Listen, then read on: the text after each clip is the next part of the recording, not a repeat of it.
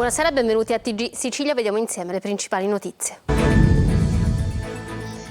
Bayesian verranno eseguite sabato le prime 2 autopsie sulle vittime della tragedia di Porticello nel Palermitano. Intanto hanno lasciato la Sicilia tutti i superstiti del naufragio, inclusi i 3 indagati. La procura di Siracusa sequestra l'impianto della raffineria ISAB Sud di Priolo dopo la pioggia oleosa caduta su case, macchine e alberi.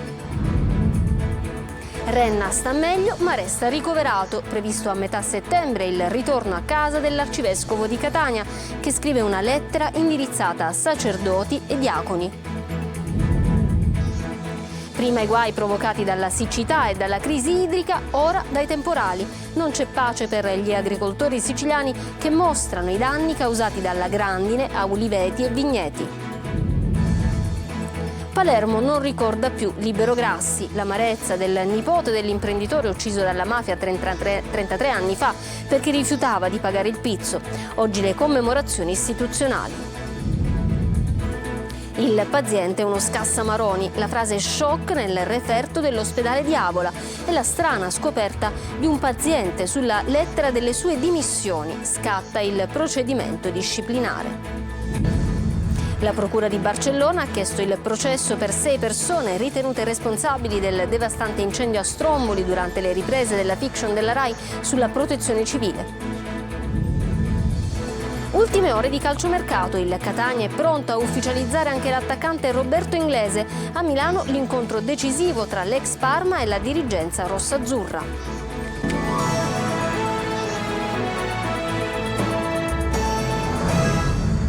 Bentrovati. Ha lasciato la Sicilia con un jet privato il comandante del veliero di lusso Bayesian, colato a picco lunedì 19 agosto a Porticello nel Palermitano. Sia lui che gli altri 2 indagati hanno nominato legali e periti che li rappresenteranno. Sabato verranno eseguite le prime 2 autopsie sulle vittime del naufragio. Manlio Viola. Verranno eseguite sabato dai medici dell'Istituto di Medicina Legale del Policlinico di Palermo le prime 2 di 7 autopsie sulle vittime del naufragio del veliero Bayesian, colato a picco durante una tempesta il 19 agosto scorso davanti alle coste palermitane a Porticello. Agli esami parteciperanno i consulenti degli indagati che rispondono di naufragio colposo e omicidio colposo plurimo. Si tratta del comandante della nave, dell'ufficiale di macchina e del marinaio di guardia in plancia la notte della tragedia. Ci sono volute quasi 2 settimane per la Procura dei Termini Imerese per decidere chi iscrivere nel registro degli indagati. Almeno adesso sappiamo che sono i 3 componenti dell'equipaggio su 9. Intanto ha lasciato la Sicilia il comandante James Catfield, il primo di questi indagati. Ad attenderlo per riportarlo in Spagna, dove vive con la moglie, c'era un jet privato. Catfield l'altro ieri si è avvalso della facoltà di non rispondere ai magistrati, ma per andar via ha dovuto attendere che gli venisse rilasciato tramite l'ambasciata un nuovo passaporto, visto che il suo è andato perso nel naufragio. Anche gli altri membri dell'equipaggio lasceranno la Sicilia nelle prossime ore. Gli indagati hanno già nominato legali e consulenti che li rappresenteranno. Tante le domande senza risposta, ma per capire cosa è successo veramente occorrerà aspettare comunque non solo le autopsie, ma il recupero del relitto. I tempi si annunciano molto lunghi, la preoccupazione maggiore adesso deriva in questo momento dal serbatoio che, pur essendo rimasto intatto dopo il naufragio, contiene circa 18.000 litri di carburante. L'eventuale fuoriuscita rappresenterebbe un disastro per il mare di Porticello, dunque prima del recupero del veliero vero e proprio si dovrà procedere al suo svuotamento in sicurezza. Disposto il sequestro dell'impianto della raffineria ISAB Sud di Priolo dopo la pioggia oleosa ricaduta su case, macchine e alberi. La Procura di Siracusa ha aperto un'inchiesta. Emanuela Corsi.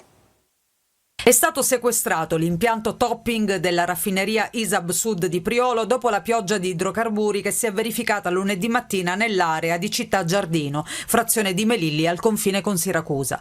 Il sequestro è stato disposto dalla procura diretta da Sabrina Gambino, che ha aperto un'inchiesta sulla pioggia oleosa che si è depositata su una vasta area sporcando auto, abitazioni ed alberi.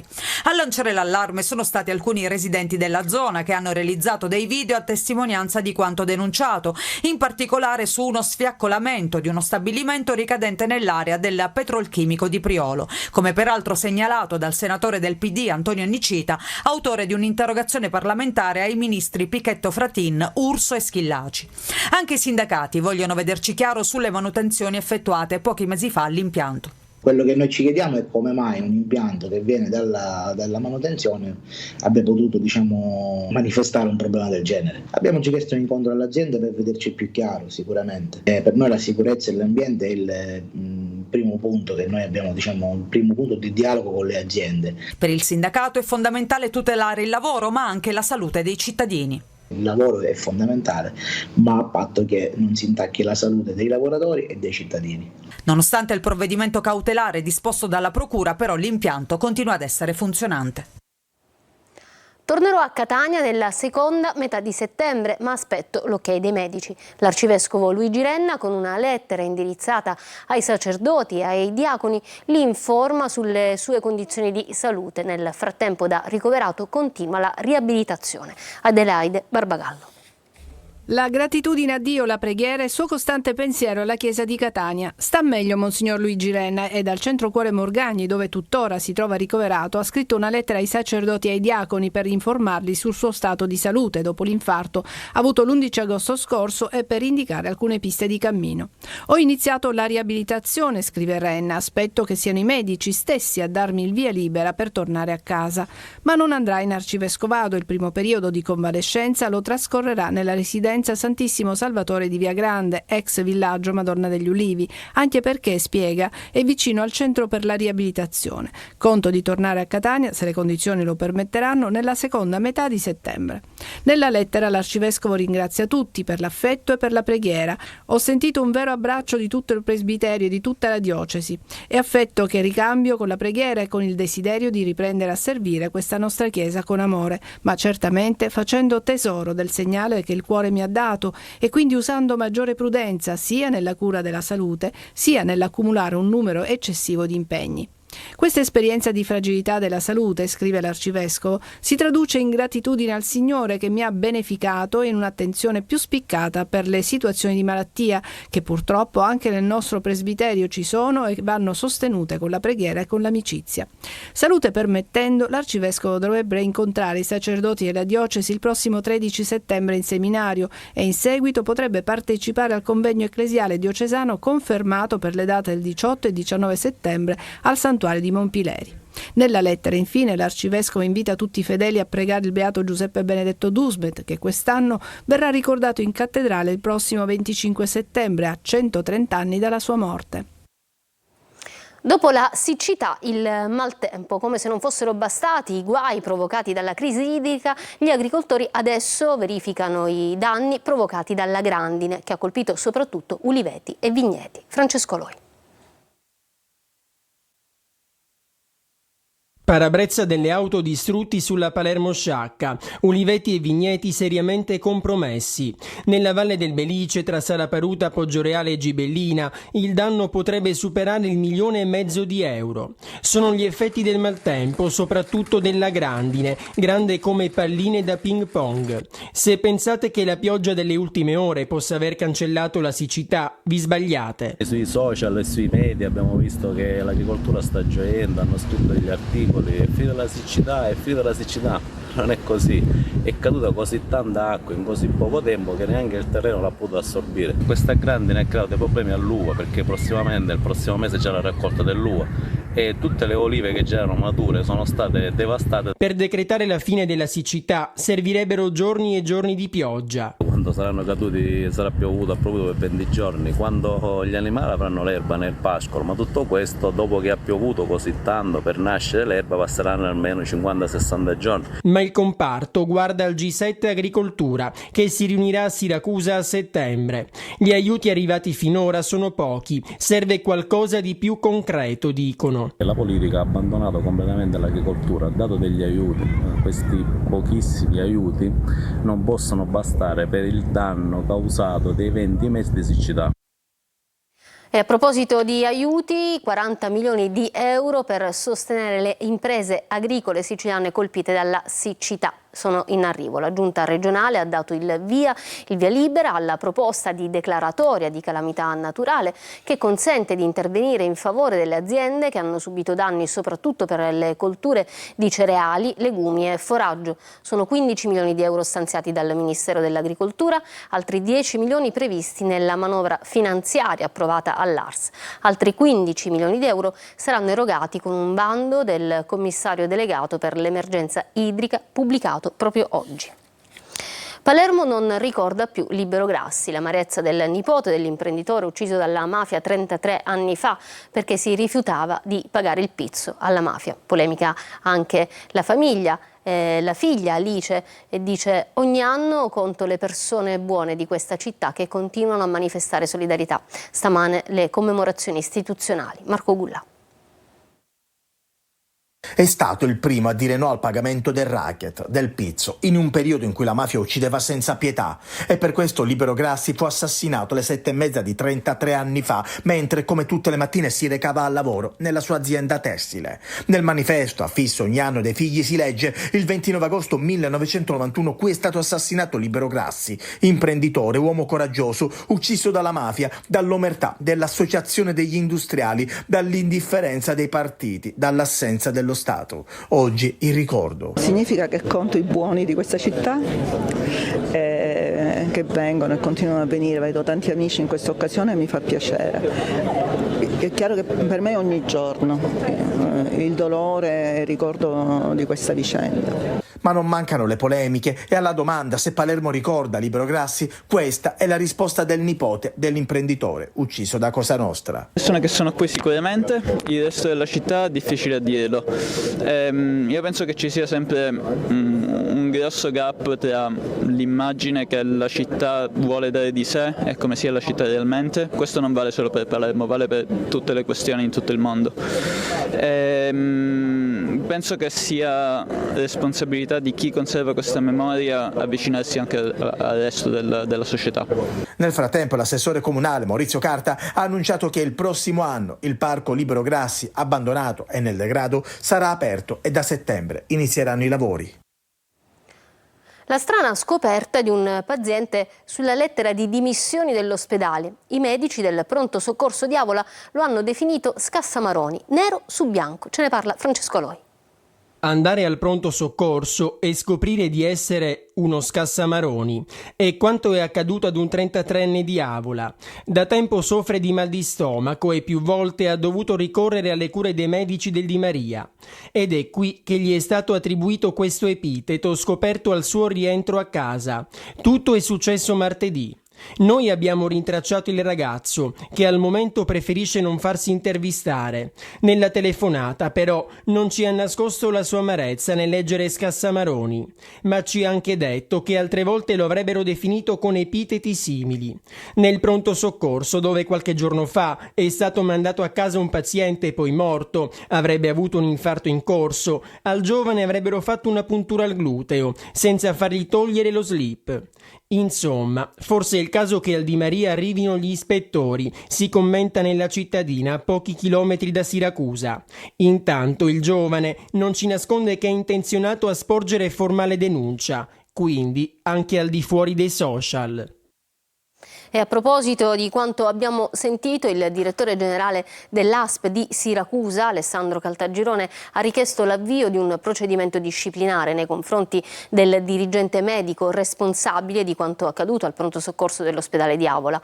Il costante lavoro quotidiano volto ad accrescere la credibilità del nostro sistema sanitario e a migliorare il rapporto di fiducia tra le istituzioni sanitarie e i cittadini, ha detto, viene purtroppo compromesso da singoli comportamenti non consoni al ruolo e all'etica professionale. Esprimo le più profonde scuse dell'azienda al paziente. Ha scritto al Papa e continua a chiedere le dimissioni del vescovo di Piazza Armerina, il giovane che ha subito gli abusi di un sacerdote già condannato dalla magistratura, Don Rugolo. Sentiamo Adelaide Barbagallo. Caro Papa Francesco, in questi anni ho sperimentato l'isolamento, il tentativo di essere comprato e addirittura zittito. Comincia così la lettera che Antonio Messina ha inviato al pontefice, al quale si è rivolto dopo la condanna a 4 anni e mezzo di Don Rugolo per violenza sessuale aggravata su minori. A portare in tribunale il sacerdote ennese della diocesi di Piazza Armerina è stato proprio Antonio, la sua vittima. Un caso, il suo, che ha visto anche la mobilitazione dei fedeli che hanno inscenato lo sciopero della messa. Ho scritto, afferma Messina, con animo filiale al Papa. Il giovane archeologo punta il dito su silenzi e tentativi di insabbiare il caso. È tempo, afferma, che la diocesi ammetta le proprie responsabilità e che il vescovo Rosario Gisana si dimetta. Mi auguro che il vescovo di Piazza Armerina, Rosario Gisana, se ha a cuore la comunità diocesana, liberi la diocesi dalla sua presenza. Intanto ad Enna si pensa a nuove forme di protesta. La Procura di Barcellona ha chiesto il processo per 6 persone ritenute responsabili del devastante incendio a Stromboli nel maggio di 2 anni fa durante le riprese della fiction della Rai sulla protezione civile. Ce ne parla Francesco Triolo. La messa in onda è stata programmata con la nuova stagione televisiva, non senza polemiche, ma sulla fiction, sempre al tuo fianco, sulla protezione civile, girata a Stromboli e che causò un devastante incendio sull'isola, la Procura di Barcellona Pozzo di Gotto, guidata da Giuseppe Verzera, ha chiesto adesso il rinvio a giudizio per 6 indagati accusati di disastro ambientale colposo in concorso. Il vasto incendio che si propagò dal set innescato durante le riprese del maggio di 2 anni fa distrusse 240 ettari di macchia mediterranea. Si tratta di 4 persone fisiche e 2 società con personalità giuridica per le responsabilità amministrative. Gli indagati sono Matteo Levi, Roberto Ricci, Elio Terribili e Luca Palmentieri, tutti professionisti nel settore degli effetti speciali e della produzione cinematografica. Le società coinvolte sono la 11 Marzo Films e la Best SFX, entrambe con sede a Roma. Le indagini, coordinate dal procuratore capo Verzera e dai sostituti Carlo Brai e Luca Gorgone, sono state complesse e si sono avvalse di contributi tecnici e consulenze specialistiche per ricostruire la vicenda. I carabinieri di Milazzo e di Stromboli hanno svolto un lavoro meticoloso, effettuando numerosi sopralluoghi e raccogliendo testimonianze e documenti.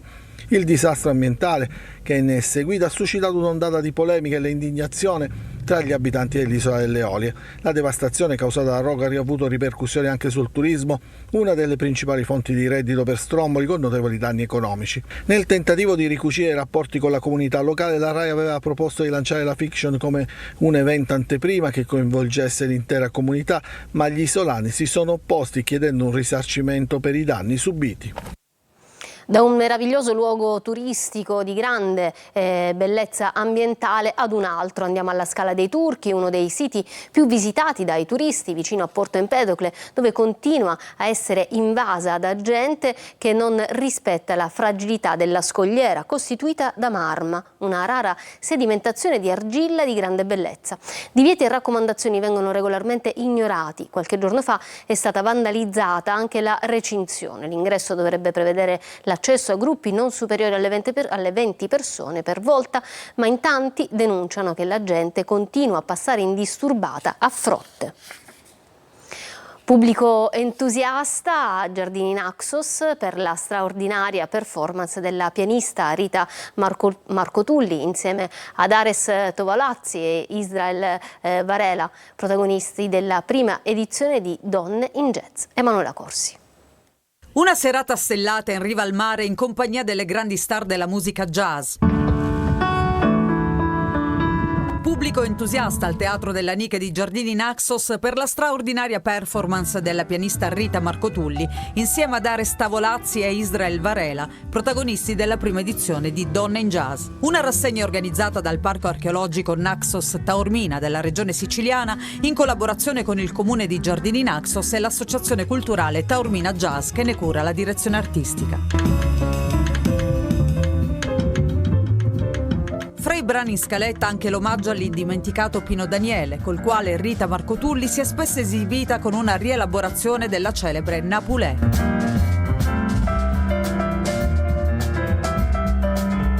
Delicatamente rivisitata in chiave jazz e colorata da tonalità minori. La prima edizione di Donne in Jazz al Parco di Naxos chiude il sipario sabato 31 agosto con la voce dell'artista napoletana Maria Pia De Vito. Ci fermiamo per una pausa, ma torniamo tra poco con il calcio giocato e anche con il calciomercato.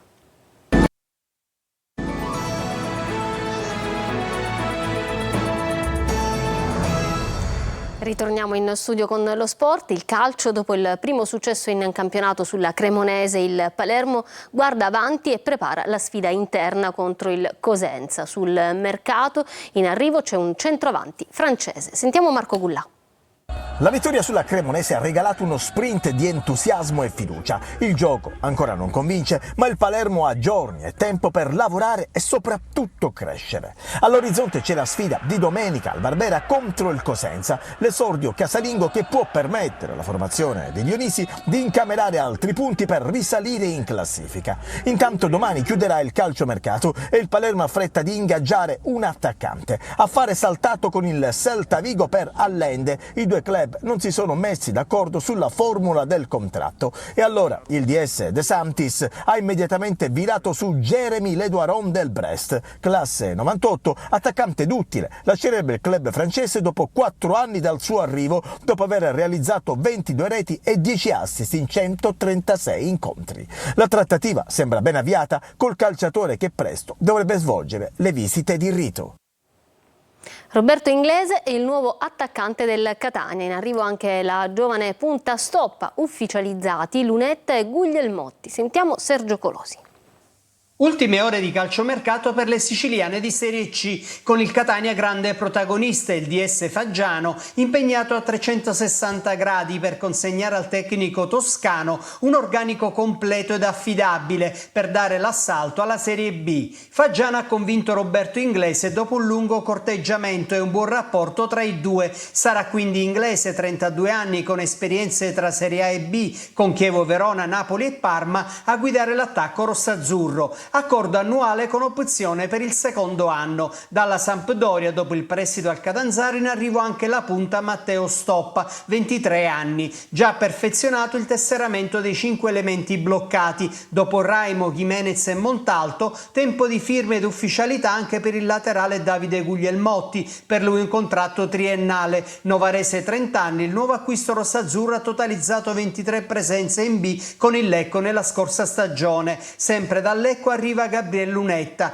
In contemporanea non si ferma il lavoro in uscita. Il DS Faggiano lavora per sfoltire l'organico e naturalmente per ridurre il monte ingaggi troppo elevato. Oltre a Bois, il Catania ha ceduto all'Ascoli il difensore Curado, mentre l'attaccante Cianci ha accettato il trasferimento alla Ternana. A Messina prosegue la protesta dei tifosi contro Sciotto, che per il ruolo di direttore generale ha nominato Giuseppe Trimarchi, editore di una testata giornalistica online. Sul fronte mercato probabile l'arrivo di un esterno d'attacco. Tempo di partenza in casa Trapani, dove è finita l'esperienza ingranata del tedesco Kragel. Valigie pronte anche per il brasiliano Sartore e l'albanese Balla.